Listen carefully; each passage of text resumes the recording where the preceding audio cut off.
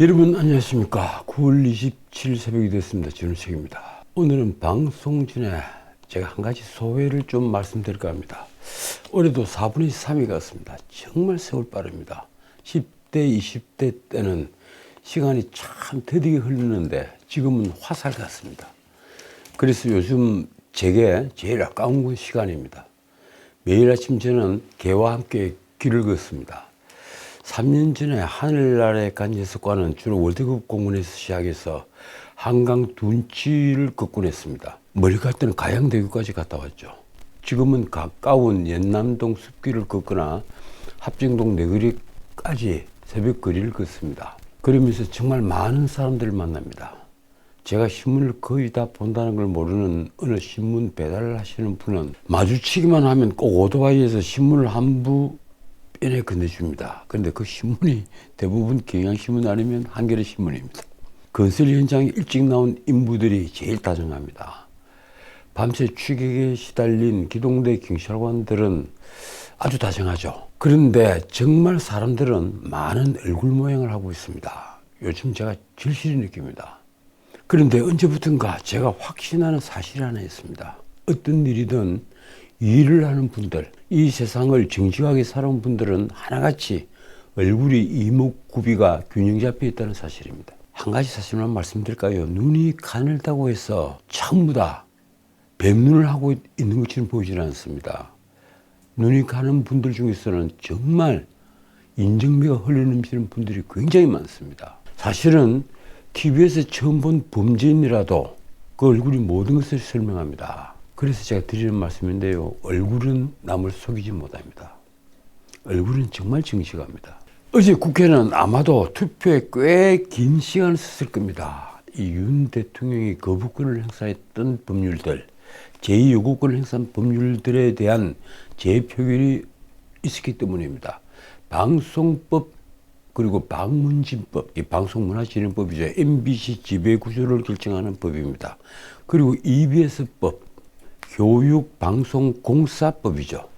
이 교육방송의 지배구조를 결정하는 법입니다. 그리고 방송통신위원회법. 이 법은 언제 기회가 있으면 말씀드리겠지만 2인 구조를 타파하기 위해서 4명까지 있어야 결정을 할 수 있다. 이걸 정한 법이라고 합니다. 그래서 이른바 이 4법을 다 합쳐서 방송사법 개정안. 그리고 다들 아시겠지만 이재명 민주당 대표가 아주 고집을 가지고 있는 25만 원 지원법, 이걸 민생회복지원금 지급 특별조치법이라고 합니다. 그리고 노란봉투법, 이 노동조합 및 노동관계조정법 2, 3조를 개정하는 법률안입니다. 이 법들이 거부권 행사로 국회로 돌아왔는데 26일 국회 제1일 정족수를 넘지 못해서 최종 부결이 됐습니다. 좀 지루하지만 하나씩 살펴볼까요? 방송법은 총 투표수 299표 중에 찬성 189표, 그리고 반대 107표, 무효 3표. 이 국민의힘 소속이 108분입니다. 그걸 감안을 해서 보시면 됩니다. 방문진법은 찬성 188표, 그리고 반대가 109표. 국민의힘 의원 숫자보다 한 표가 더 많습니다. 그리고 기권 1표, 무효 1표. 그리고 EBS법, 한국교육방송공사법은 찬성 188표, 반대 108표, 무효 3표. 그리고 방통위법은 찬성이 189표, 반대가 108표, 무효 2표. 방송사법은 KBS, MBC, EBS 등 공영방송 이사 숫자를 현행 9명에서 11명인데 그걸 21명으로 대폭 늘려서 그 이사들 추천권을 언론학회, 방송학회와 그리고 관련 직능단체에 부여를 하는 법입니다. 이른바 좌파들이 계속해서 KBS, MBC, EBS를 장악하겠다 하는 의도가 숨어있는 법이 바로 방송 3법입니다. 그리고 방송통신위원회 의결 정족수를 아까 말씀드린 대로 현행 상임위원 2인에서 4인으로 변경하는 내용, 그것이 바로 방통위법입니다. 이 법률안은 좌파의 방송장악 기도와 맞물려 있습니다. 말하자면 이 법들도 노란봉투법처럼 이념 성향이 아주 강한 입법이라는 것입니다. 그래서 제가 궁금한 것이요. 이 개혁신당이 개혁신당 세표지 않습니까? 어디에 투표했느냐 하는 것입니다. 국민의힘이 단결을 했다면 이 개혁신당 표는 아마도 무효표로 갔거나 찬성해 가지 않았나 생각을 합니다. 자, 그 다음 25만 원 지원금법. 이 찬성 184표, 반대가 111표가 됐습니다. 그리고 무효가 4표. 민주당 안에서도 몇 분 반란표가 있었다는 얘기입니다. 노란봉투법은 찬성이 183표, 반대 113표, 그리고 기권 1표, 무효 2표로 역시 부결이 되었습니다. 참고로 노란봉투법을 다시 설명해 드리자면요, 하도급 노동자에 대한 원청의 책임을 강화하고 노조의 불법합에 대한 사측의 손해배상 청구를 제한하는 내용이 바로 핵심입니다. 이 민법의 이 손해배상 책임의 원리를 완전히 무너뜨린 그런 법이죠. 자, 오늘의 주제입니다. 요즘 우리 정치판 온통 김건희 여사가 주제입니다. 이 민주당은 김건희 여사가 논란이 된 도이치모터스 주가 조작부터 이 디올백 사건까지 계속 불을 붙이고 있는데, 국민의힘도 그리고 용산 대통령실도 이 방화를 제때 진화하지 못했습니다. 물론 이재명 문재인의 사법 리스크를 방어하기 위해서 민주당은 결사적으로 이 휘발성 높은 김건희 여사 문제에 매달리는 것도 한 이유입니다. 그러나 그것만은 아닙니다. 솔직히 말해 윤 대통령부터 대통령실 관계자들, 집권 여당인 국민의힘 지도부들 모두 정치력이 그만큼 떨어진다는 얘기입니다. 국회 부의장까지 지낸 5선 의원 정진석은 전국이 이만큼 헝클어지는데 대통령 비서실장으로서 뭘 하고 있었던 걸까요? 어쩌면 그의 경륜이 한동훈에게 혹은 한동훈을 애워싸고 있는 이들에게 통하지 않는 때문은 아닐까요? 그렇지 않다면 유난 갈등의 불협화음이 이렇게 노골적으로 확산될 리가 없습니다. 유난 갈등의 깊으니 문제는 김건희가 도마 위에 오른 전국의 난맥상을 국민의힘이 혹은 용산이 풀 재간이 없다는 것입니다. 그렇지 않아도 10월 국정감사를 앞두고 여야가 증인 채택 문제를 두고 상임위 곳곳에서 충돌하고 있습니다. 그 최대 타겟이 누굴까요? 바로 김건희 여사입니다. 이번 국정감사 증인으로 반드시 김건희를 불러내겠다. 이게 지금 민주당의 공공연한 목표입니다. 전국이 온통 이처럼 김건희 스캔들로 요동을 치는 것 같습니다. 민주당은 절대 다수의 위력으로 김건희 의혹을 겨냥한 증인을 대거 부르겠다는 방침을 세웠습니다. 여당인 국민의힘이 이재명의 사법 리스크와 관련한 증인 신청으로 맞대응한다지만 그게 쉽겠습니까? 지금 국민적 관심은 온통 김건희 여사이니 말입니다. 먼저 국회 법사위는 20일 민주당 주도로 김건희 여사와 모친 최은순 그리고 공천 개입 의혹을 불거지게 만든 명태균이라는 사람, 또 김영선 전 의원 등 증인 참고인 100여 명을 야당 단독으로 채택을 했습니다. 나일된 목적을 보면 주가 조작, 그리고 명품 가방 수수 의혹, 이 얘기들이 나온 게 얼마나 오래됐습니까? 그런데 아직도 집권 여당이 해결하지 못하니까 이번 국정감사에 오른 겁니다. 주가 조작, 명품 가방 수수 의혹, 그리고 얼마 전에 불거졌던 공천 개입 의혹, 또 최상병 순직 사건 수사 외압, 그런 의혹들에 관한 관련자의 정문 청취입니다. 또 하나 김건희 여사와 관련된 특혜 의혹으로 대통령실 불법 정책 의혹, 이것도 얼마 전에 터진 거죠.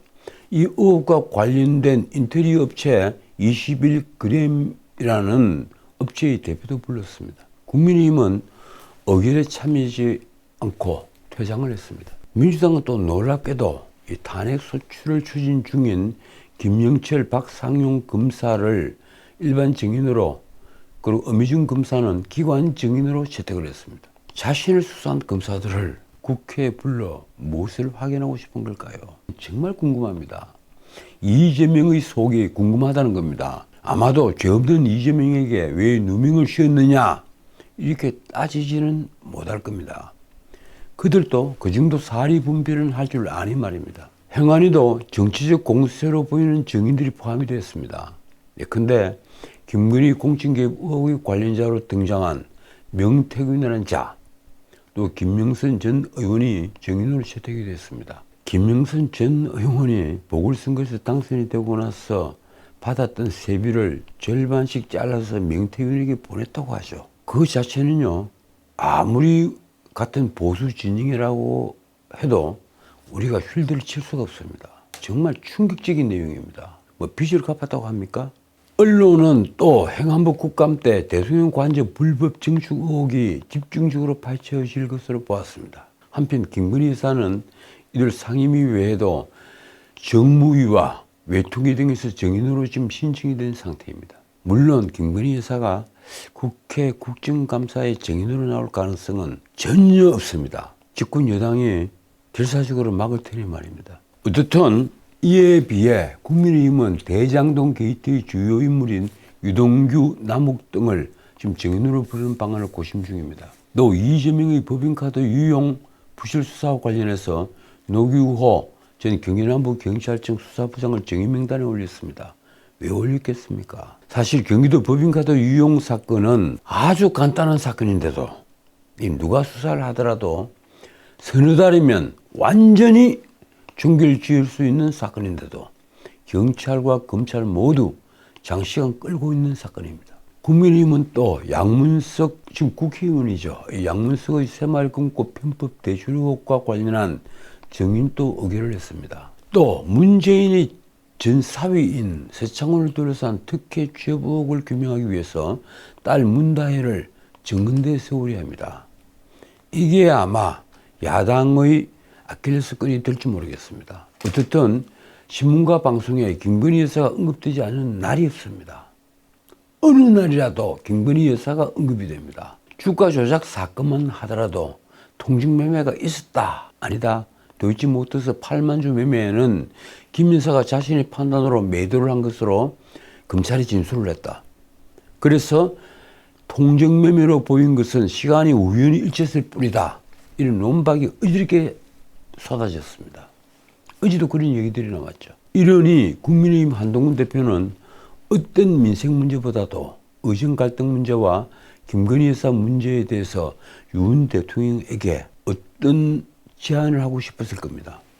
그래서 독대를 하자고 했겠죠. 그런데 이 한동훈 대표가 독대를 거듭 요청하지만 용산이 응답은 없습니다. 독대를 해서 비밀스럽게 의논해야 할 현안이 있다고 강조를 하지만 윤 대통령 측은 그 독대를 공개적으로 요청하는 게 이미 비밀스러워야 할 독대가 아니라 정치적으로 이용되는 독대라고 보는 것입니다. 사실 의정 갈등 문제는 또 그렇다 쳐도 김건희 여사 문제를 논의를 하려면 독대가 비밀리에 있었으면 좋을 뻔했죠. 그걸 왜 한동훈 측은 독대 신청했다고 온 동네에 공개를 했을까요? 그래서 한동훈 측에 되레 독대의 진짜 목적은 무엇이냐고 지금 용산을 되묻고 있습니다.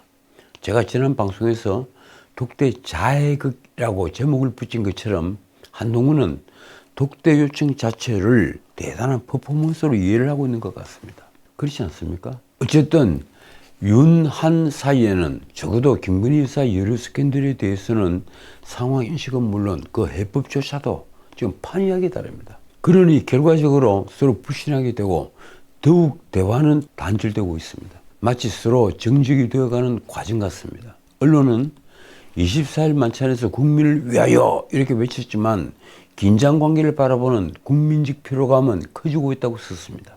그렇습니다. 국민적 피로감. 저 같은 사람이 피로감을 느낄 정도이니 보통 사람들은 얼마나 피로하겠습니까? 결국 윤한은 대화의 통로를 잃는 걸까요?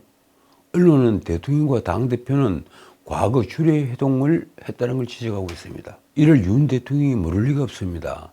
더욱이 지금 비서실장은 의회에서 20년 경륜을 쌓은 정진석입니다. 그런데도 윤 대통령의 독대 수용은 강감무소식입니다. 말하자면 윤 대통령이 한동훈을 만나겠다는 비답을 내리지 않는 겁니다. 무엇이 이리 뒤틀리게 한 것일까요? 왜 윤 대통령은 한동훈 독대를 20년이나 같이 근무를 했던 그 한동훈의 독대를 거절하는 것일까요? 윤한 두 사람의 불신이 이런 거리를 만든 겁니까? 아니면 두 사람 사이에 무언가 틈을 만든 게 있어서 무엇인가 거리가 만들어진 게 있어서 불신을 키운 것입니까? 어느 것이 문제입니까? 언론 보도를 종합하면 대통령이 한동훈과 독대하는 일은 당분간은 없을 것으로 보입니다. 그 이유를 저는 이렇게 봅니다. 윤 대통령이 한동훈이 자기 정치를 하고 있다고 판단한 때문이다. 특히 지난 총선 이후에 전당대회를 거치면서 누가 보더라도 한동훈이 자기 정치는 선을 넘은 느낌을 주었습니다. 예컨대 공천이 그랬습니다. 자기 사람을 노골적으로 공천하기 위해 애를 썼고 친윤을 잘라낸 흔적이 있습니다. 거기다 전당대회를 통해 당을 장악하려는 의도가 너무 드러났습니다. 윤석열 정부의 성공보다 한동훈의 사람이 더 급했다는 것입니다. 그러니 한동훈을 보는 시선은 차가워졌고 불신이 골은 깊어졌습니다. 왜 그렇게 변질되었을까요? 이념으로 뭉친 동지가 아니기 때문입니다. 함께 비를 맞은 적이 사실은 없기 때문입니다. 문재인 정권 때 두 사람 같이 고초를 겪었지만 그건 이념으로 뭉친 동지가 함께 비를 맞은 경우가 아닙니다. 언론은 대통령실 내부에서 한동훈이 대통령이 독대 거부 이튿날이자 만찬 당일 다시 독대를 재요청한 점은 이해하기 어렵다는 반응이 나왔다. 이렇게 썼습니다. 한동훈이 대통령의 어중을 알면서도 다른 방안을 찾는 대신에 문제를 키웠다는 것입니다. 아주 의도적으로 문제를 키웠다. 그래서 독대 거절을 주목받게 만들었다. 언론이 지난 대통령실 관계자의 말이 이렇습니다. 갈등이 있다면 좀 돌아가는 방법을 찾아야 할 텐데 한동훈은 너희가 그렇게 나온다면 나는 몰아붙이겠다는 식으로만 보인다. 게다가 한동훈이 독대 요청이 곧장 언론에 공개된 점도 대통령실은 예민하게 반응했습니다. 한동훈이 홍철호 정무수석에게 독대를 재차 요청하면서 외부에 알리겠다는 뜻도 함께 전달했다는 것입니다. 이게 참 재밌습니다. 왜 그랬을까요? 당연히 대통령실은 이를 한동훈이 가하고 있는 대통령에 대한 압박으로 받아들였습니다. 그래서 나온 대통령실의 목소리가 이렇습니다. 독대 요청 사실부터 계속 여론에 부각하는 것은 문제를 푸는 게 목적인 것인가? 아니면 자신이 문제를 이렇게 푼다고 보이게끔 하려는 것이 목적인가? 쉽게 말하면 언론 플레이를 한다는 얘기인데 언론은 현안 해결이 어려울수록 당 대표의 독대 요청이 곧 여론을 얻고 대통령을 압박하는 일이 되는 이유라고 풀이를 했습니다. 결국 한동훈이 독대를 통해 해법을 타진하려는 것은 둘입니다. 그건 다들 알고 계시죠. 하나는 김건희 여사의 사과, 김건희 여사 문제라고 하는데 김건희 여사의 사과를 얘기하는 거겠죠. 또 하나는 의대 정원 2,000명 확대 정책 수정, 그 수정을 통한 의정 갈등 해결입니다. 쉽게 말하면 2,000명은 턱도 없고 1,000명이나 그보다 더 낮은 숫자를 줄여야만 의정 갈등 해결이 된다. 그 얘기입니다. 그런데 의정 갈등 문제는 여야 의정 협의체를 통한 갈등 조정이라는 입차적 해법을 제시했는데도 무조건적인 정책 수정을 말한다면 그건 정치적 과오를 인정하는 것이 되어서 더욱 수용하기 힘들다는 게 용산의 생각으로 보입니다. 그렇지 않아도 윤 대통령은 의대 정원 확대 정책에 대해서 자신이 물러나지 않겠다, 계획대로 추진한다, 이런 뜻을 완곡하게 여러 차례 밝힌 바 있습니다. 게다가 김건희 여사 사과만 하더라도 윤 대통령은 사과 건의를 받아들일 경우에 더욱 큰 정치적 공경에 처할 수 있다고 믿는 것 같습니다. 대통령이 지난 기자회견 때입니까? 사과를 한번 했죠. 그래서 김건희 여사 본인의 사과가 굳이 필요하냐 이렇게 생각하는 것 같습니다. 결국 대통령실은 독대가 현안을 해결할 방안이 되지 못한다고 판단하는 겁니다. 그런데도 한동훈은 윤 대통령 측의 이런 반응까지 감수하며 집요하게 지금 독대를 고집합니다. 한동훈이 국회에서 기자들에게 한 말이 이렇습니다. 대통령님과 중요한 문제에 대해 허심탄회하게 논의할 필요가 있다. 논의한다기보다는 김건희 여사 사과를 요구하고 의대 정원 숫자 줄입시다. 이 두 개를 관철하려 하겠죠. 대통령실이 불만은 또 있습니다. 대통령실이 의정 갈등 해법으로 여야 의정 협의체 출범을 양해했는데 그런데도 한동훈은 이를 제안했던 9월 6일 이후에 지금 보름 넘게 아무런 성과를 내지 못하고 있습니다. 의료계에서 윤 대통령의 입장 변화를 지금 승길 조건으로 내걸고 있기 때문입니다. 일단 2025학년도 입시 자체를 완전히 새로 하라. 정원 늘리는 걸 무효로 해라. 뭐 이 주장을 하고 있죠. 그래서 일각에서는 한동훈이 그 돌파구로 정부의 입장 변화를 이끌어낼 가장 빠른 방법으로 윤 대통령과의 독대라고 판단한 것이 아니냐 이렇게 보고 있는 겁니다. 재미있는 것은 많은 언론이 이제야 한동훈이 원내대표인 게 문제 해결에 걸림돌이 되고 있다고 말하는 것입니다. 다시 묻는 말이지만 한동훈은 총선 당시에 왜 출마하지 않았을까요? 저 같은 사람은 이 방송에서도 혹은 여러 다른 방송에서 한동훈은 출마해야 한다는 것을 몇 차례나 주장을 했습니다. 왜 당의 비대위원장이 바꿔 말하면 당대표가 총선인데 왜 출마를 하지 않았을까요? 그가 서울 격전지에 출마를 했다면 수도권 승부에 상당한 영향을 미쳤을 것입니다. 그러나 당시 한동훈은 자신은 고고한 대권주자로 남아 선거 지휘에만 몰두했습니다. 아니 말로 한동훈이 제가 살고 있는 마포울에 출마를 해서 정청래와 붙었다면 어떻게 됐을까요? 저는 정말 기대하는 구도였습니다. 그런데 출마하지 않더군요. 결국 원내대표의 한계는 지금 드러나고 있습니다.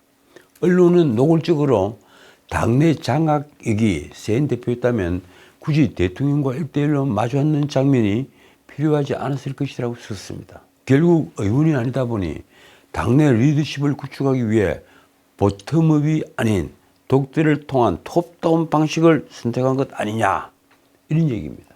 어쨌든 여권 수뇌부의 갈등은 윤석열 정부의 민심 위반을 더욱 가속화할 것이라는 우려가 제기됐습니다. 실제 2주 전 갤럽 여론조사에서 윤 대통령 지지율은 20%대로 추락을 했습니다. 재임 중 지지율이 10%대로 추락한 정권은 정권 재창출을 하지 못한다는 말도 나왔습니다. YS 정권이 그랬고 14%까지 추락을 했는데 마지막 퇴임 전에는 7%까지 내려갔죠. 그 노무현 대통령도 그랬습니다.